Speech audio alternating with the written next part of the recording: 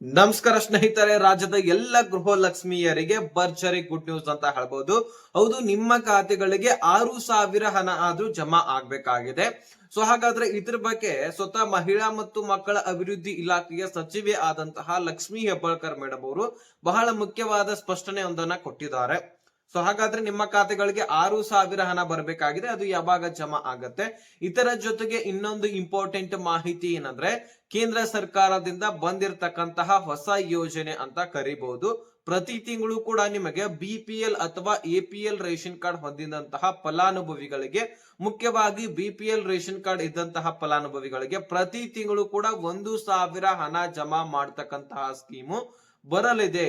ಹಾಗಾದ್ರೆ ಈ ಒಂದು ಸ್ಕೀಮ್ ಯಾವುದು, ಇದಕ್ಕೆ ಅಪ್ಲಿಕೇಶನ್ ಹೇಗೆ ಹಾಕ್ಬೇಕು, ಇದಕ್ಕೆ ಅರ್ಹತೆಗಳು ಏನೇನ್ ಇರಬೇಕು, ಪ್ರತಿಯೊಂದು ಮಾಹಿತಿಯನ್ನ ಈ ಒಂದು ವಿಡಿಯೋದಲ್ಲಿ ನಿಮಗೆ ತಿಳಿಸಿಕೊಡುವಂತಹ ಪ್ರಯತ್ನ ಮಾಡ್ತೇನೆ.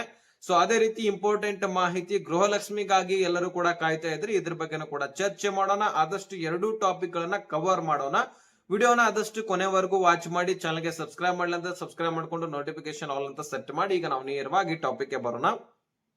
ಸ್ನೇಹಿತರೆ, ಗೃಹಲಕ್ಷ್ಮಿ ಯೋಜನೆಯ ನಿಮಗೆ 20ನೇ ಕಂತಿನ ಹಣ 21ನೇ ಕಂತಿನ ಹಣ ಸದ್ಯಕ್ಕೆ ಜಮಾ ಆಗ್ಬೇಕಾಗಿದೆ. ಅದರ ಜೊತೆಗೆ 22, 23ನೇ ಕಂತಿನ ಹಣ ಟೋಟಲಿ 6,000 ಹಣ ನಿಮ್ಮ ಖಾತೆಗಳಿಗೆ ಬರಬೇಕಾಗಿರುವಂತದ್ದು.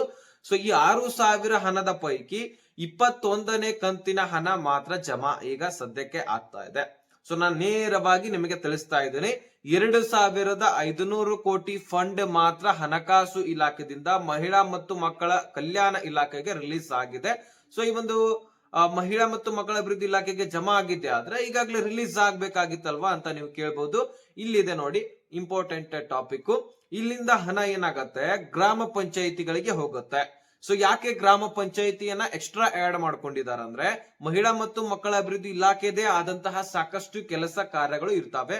ಹಾಗಾಗಿ ಎಲ್ಲ ಟೈಮ್ಗಳು ಕೂಡ ಬರೀ ಗೃಹಲಕ್ಷ್ಮಿ ಯೋಜನೆಗೋಸ್ಕರ ಕೊಡ್ಲಿಕ್ಕೆ ಸಾಧ್ಯ ಆಗೋದಿಲ್ಲ. ಪ್ರತಿ ತಿಂಗಳ ಇದ್ರೆ ಸಾಕು ಜಮಾ ಮಾಡ್ಬೇಕಾಗತ್ತೆ. ಹಾಗಾದ್ರೆ ಸುಮಾರು 15 ದಿನದವರೆಗೂ ಕೂಡ ಜಮಾ ಮಾಡ್ಬೇಕು.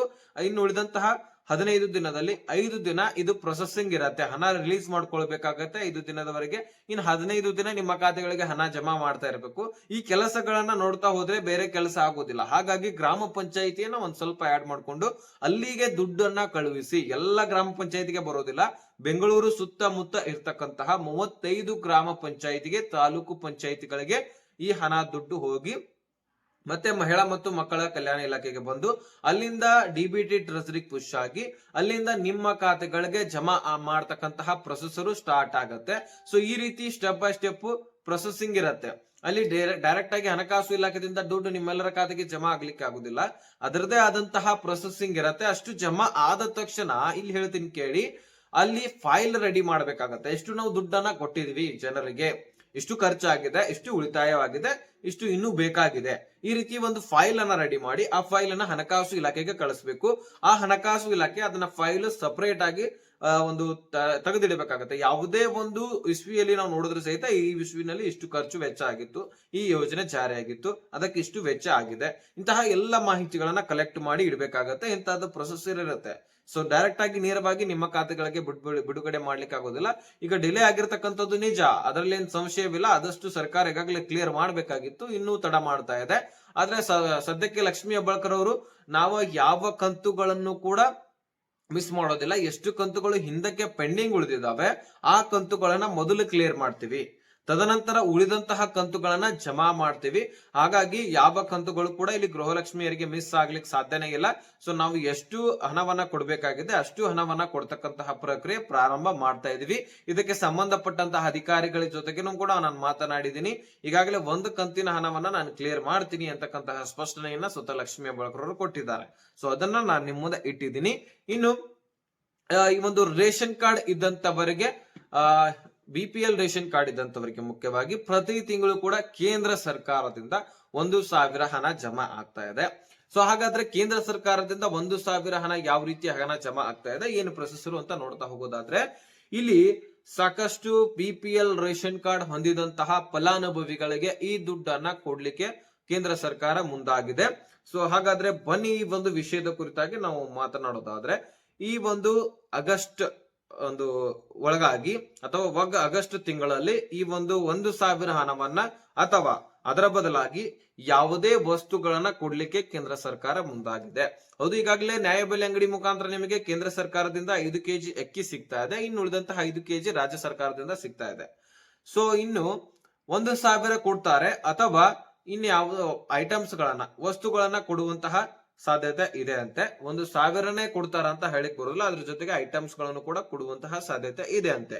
ಈಗ ರಾಜ್ಯ ಸರ್ಕಾರ ಮಾಡಿತ್ ನೋಡಿ, 5 ಕೆಜಿ ಅಕ್ಕಿ ಬದಲಾಗಿ ಐಟಮ್ಸ್ ಗಳನ್ನ ಕೊಡ್ತು. ಅಂದ್ರೆ ಈಗ ಅಕ್ಕಿಯನ್ನ ಕೊಡ್ತು, ಅದರ ಬದಲಾಗಿ ಮೊದಲು ದುಡ್ಡನ್ನ ಕೊಡ್ತಾ ಇತ್ತು, ಅದರ ಬದಲಾಗಿ ನಾವು 5 ವಸ್ತುಗಳನ್ನ ಕೊಡ್ತೇವಂತಾನು ಕೂಡ ಹೇಳಿಕೆಯನ್ನ ಸ್ಪಷ್ಟನೆ ಕೂಡ ಇಲ್ಲಿ KH ಮುನಿಯಪ್ಪನವರು ಕೊಟ್ಟಿದ್ರು. ಆದ್ರೆ ಅದರ ಬದಲಾಗಿ ಮತ್ತೆ ದುಡ್ಡನ್ನ ಕೊಡ್ತಾ ಇದ್ರು. ಅದರ ಬದಲಾಗಿ ಮತ್ತೆ ಈಗ ಅಕ್ಕಿಯನ್ನ ಕೊಡ್ಲಿಕ್ಕೆ ಪ್ರಾರಂಭ ಮಾಡಿ ಈಗ ಕಳೆದ 2-3 ತಿಂಗಳಿಂದ ಅಕ್ಕಿಯನ್ನ ಪಡ್ಕೊಳ್ತಾ ಬರ್ತಾ ಇದ್ರಿ. ಈ ರೀತಿ ಚೇಂಜಸ್ ಇರುತ್ತೆ. ಅದೇ ರೀತಿಯಾಗಿ ಕೇಂದ್ರ ಸರ್ಕಾರದಿಂದನೂ ಕೂಡ 1,000 ಕೊಡ್ತಾರೆ, ಅದರ ಬದಲಾಗಿ ಯಾವ್ದಾದ್ರು ವಸ್ತುಗಳನ್ನ ಕೊಡುವಂತಹ ಸಾಧ್ಯತೆ ಇದೆ ಅಂತೆ. ಇನ್ನು ಈ ಒಂದು ಯೋಜನೆಗೆ ಈ ಒಂದು ವಸ್ತುಗಳನ್ನ ಪಡಿಲಿಕ್ಕೆ ಅಥವಾ 1,000 ಹಣ ಪಡಿಲಿಕ್ಕೆ ನೀವು ಅರ್ಹತೆ ಏನೇನು ಹೊಂದಿರಬೇಕು ಅದನ್ನ ನಾವು ನೋಡೋದಾದ್ರೆ, ಇಲ್ಲಿ ನೋಡಿ, ಈ KYC ಕಡ್ಡಾಯವಾಗಿ ಆಗಿರಬೇಕು. ರೇಷನ್ ಕಾರ್ಡ್ ದೊಂದಿಗೆ ಆಧಾರ್ ಕಾರ್ಡ್ಗಳು, ಮನೆಯಲ್ಲಿರ್ತಕ್ಕಂತಹ ಕುಟುಂಬರ ಸದಸ್ಯರ ಆಧಾರ್ ಕಾರ್ಡ್ಗಳು, ಮುಖ್ಯಸ್ಥಿಯ ಆಧಾರ್ ಕಾರ್ಡ್ಗಳು ಲಿಂಕ್ ಆಗಿರಬೇಕು ಅಂತ ಕೊಟ್ಟಿದ್ದಾರೆ. ಅದೇ ರೀತಿಯಾಗಿ ನಗರ ಪ್ರದೇಶದಲ್ಲಿ ಇಲ್ಲಿ ವಾರ್ಷಿಕ ಆದಾಯ 3 ಲಕ್ಷಕ್ಕಿಂತ, ಅಂದ್ರೆ ನಗರ ಪ್ರದೇಶದಲ್ಲಿ ಯಾರು ವಾಸವಾಗಿದ್ದೀರಿ ಅವರ ಹತ್ರ BPL ರೇಷನ್ ಕಾರ್ಡ್ ಇದೆ, ಅವರ ಆದಾಯ 3 ಲಕ್ಷಕ್ಕಿಂತ ಕೆಳಗಡೆ ಇರಬೇಕಾಗತ್ತೆ. ಇನ್ನು ಗ್ರಾಮೀಣ ಪ್ರದೇಶದಲ್ಲಿ ಹಳ್ಳಿಯಲ್ಲಿ ವಾಸವಾಗಿರ್ತಕ್ಕಂತಹ ಫಲಾನುಭವಿಗಳು 2 ಲಕ್ಷಕ್ಕಿಂತ ಕೆಳಗಡೆ ಇರಬೇಕಂತ ಕೊಟ್ಟಿದ್ದಾರೆ. ಯಾರ್ಯಾರು ಹಳ್ಳಿಯಲ್ಲಿ ವಾಸವಾಗಿದ್ರಿ, ನಿಮ್ಮ ವಾರ್ಷಿಕ ಆದಾಯ, ನೀವು ಹೊಲದಲ್ಲಿ ಉಳುಮೆ ಮಾಡಿ ಏನಾದ್ರೂ ಮಾಡಿ ಒಟ್ಟಾರೆಯಾಗಿ ನಿಮ್ಮ ಹತ್ರ BPL ರೇಷನ್ ಕಾರ್ಡ್ ಇದೆ, ನೀವು ಈ ಯೋಜನೆಗೆ ಅರ್ಜಿಯನ್ನ ಸಲ್ಲಿಸೋರಿದ್ದೀರಿ, ನಿಮ್ಮ ಆದಾಯ ವಾರ್ಷಿಕವಾಗಿ 2 ಲಕ್ಷಕ್ಕಿಂತ ಕೆಳಗಡೆ ಇರ್ಬೇಕಂತ ಕೊಟ್ಟಿದ್ದಾರೆ. ಹಾಗಾದ್ರೆ ನಿಮ್ಮ ಆದಾಯ ಎಷ್ಟಿದೆ ನಿಮ್ಮ ಕಾಸ್ಟ್ ಇನ್ಕಮ್ ಕಾಸ್ಟ್ ನಲ್ಲಿ ಗೊತ್ತಾಗಿರುತ್ತೆ. ಅದರೊಳಗೆ ನೋಡ್ಕೊಳ್ಬಹುದು ವಾರ್ಷಿಕ ಆದಾಯ ಎಷ್ಟಿದೆ ಅಂತ. ಸೊ ಅದೇ ರೀತಿಯಾಗಿ ಇನ್ನು ನಿಮ್ಮ ಸಿಟಿನಲ್ಲಿ 100 ಚದರ ಮೀಟರ್ ಅಡಿಯಷ್ಟು ಮನೆಯನ್ನ ಹೊಂದಿದ್ದೆ ಆದ್ರೆ ನಿಮಗೂ ಕೂಡ ಈ ಒಂದು ಯೋಜನೆ ಸಿಗೋದಿಲ್ಲ. ಯಾರು 100 ಚದರ ಮೀಟರ್ ಗಿಂತ ಒಳಗಡೆ ಮನೆಯನ್ನ ಹೊಂದಿದ್ರಿ ಅವರಿಗೆ ಮಾತ್ರ. ಇನ್ನು 4 ವೀಲರ್ ವಾಹನದ ಬಗ್ಗೆನೂ ಕೂಡ ಒಂದು ಸ್ವಲ್ಪ ಮಾಹಿತಿಯನ್ನ ಕೊಟ್ಟಿದ್ದಾರೆ. ಯಾರ್ಯಾರು 4 ವೀಲರ್ ವಾಹನಗಳನ್ನ ಹೊಂದಿದ್ದೀರಿ, ಯಾರ್ಯಾರು 4 ವೀಲರ್ ವಾಹನ ನಿಮ್ಮ ಹತ್ರ ಇದೆ ನೋಡಿ, ನಿಮ್ಗೂ ಕೂಡ ಈ ಒಂದು ಯೋಜನೆ ಸಿಗೋದಿಲ್ಲ ಅಂತಕ್ಕಂತಹ ಮಾಹಿತಿ ಸಿಕ್ಕಿದೆ. ಸೊ ಇದು ಕೂಡ ಅರ್ಹತೆಯಲ್ಲಿ ಒಂದಾಗಿದೆ. ಅದೇ ರೀತಿಯಾಗಿ ವ್ಯಾಲಿಡಿಟಿ ರೇಷನ್ ಕಾರ್ಡ್ ಅನ್ನ ಹೊಂದಿರಬೇಕು. ರೇಷನ್ ಕಾರ್ಡ್ ಗಳಿಗೆ ಎಲ್ಲ ರೀತಿಯಾಗಿ ನಿಮ್ಮ ಅರ್ಹತೆಯನ್ನ ಹೊಂದಿರಬೇಕು. ಮೊದಲನೇದಾಗಿ ಅಪ್ಲಿಕೇಶನ್ ಹಾಕುವಾಗನೇ ನಿಮ್ಮ ರೇಷನ್ ಕಾರ್ಡ್ ಅಪ್ಲಿಕೇಶನ್ ಅರ್ಜಿ ಹೋಯ್ತಪ್ಪ ಅಂದ್ರೆ ನಿಮ್ಮ ರೇಷನ್ ಕಾರ್ಡ್ ವೆರಿಫಿಕೇಶನ್ ಆಗ್ತವೆ. ಸೊ ತದನಂತರ ಈ ಒಂದು ಯೋಜನೆಯಲ್ಲಿ ನಿಮ್ಮನ್ನ ತೆಗೆದುಕೊಳ್ಳಲಾಗುವುದು. ಅರ್ಹತೆ ಇರ್ಲಿಲ್ಲಪ್ಪ ಅಂದ್ರೆ ನೀವು ಯೋಜನೆ ಬಿಡಿ, ನಿಮ್ಮ ರೇಷನ್ ಕಾರ್ಡೇ ರದ್ದಾಗ್ಬಿಡುತ್ತೆ. ಆ ರೀತಿನೂ ಕೂಡ ಇದೆ. ಯಾಕಂದ್ರೆ ಎಲಿಜಿಬಲ್ ಇದ್ರೆ ಮಾತ್ರ ಕೊಡ್ತಾರೆ, ಎಲಿಜಿಬಲ್ ಇಲ್ಲ ಆದ್ರೂ ಸಹಿತ ನಿಮ್ಮ ಹತ್ರ ರೇಷನ್ ಕಾರ್ಡ್ ಇದ್ದೆ ಆದ್ರೆ ಅದನ್ನ ರದ್ದು ಮಾಡೋದು ನಿಶ್ಚಿತ. ಸೊ ಇಷ್ಟು ನಿಮಗೆ ಲೇಟೆಸ್ಟ್ ಆಗಿ ಅಪ್ಡೇಟ್ ಗಳಿದ್ವು ತಿಳಿಸಿದ್ದೀನಿ.